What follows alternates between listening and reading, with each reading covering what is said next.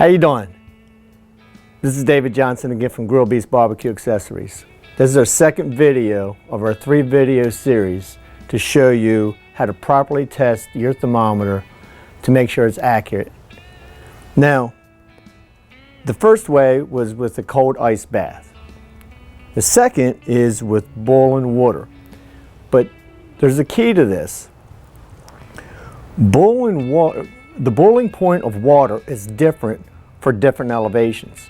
So the first thing you need to do is figure out what your elevation is of where you live. New Orleans, it's easy. We're at sea level. So our boiling point is 212 degrees. Now you take a place like Denver, Colorado, their elevation is 5,200.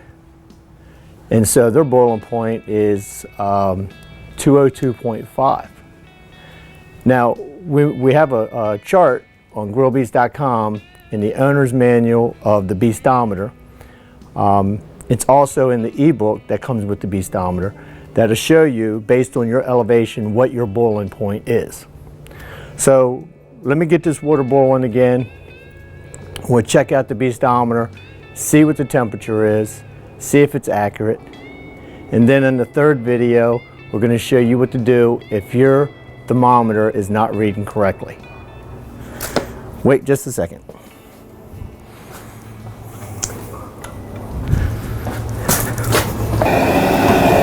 Okay, I got my water boiling again. Use the same thermometer as I used for the ice bath. There's a lot of heat coming off of there. I'm going to put my Beast Armor gloves on.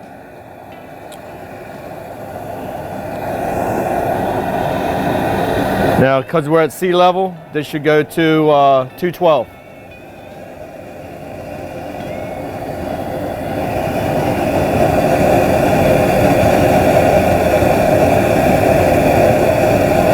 Okay, that's 211.8, I think. That's what it looks like to me.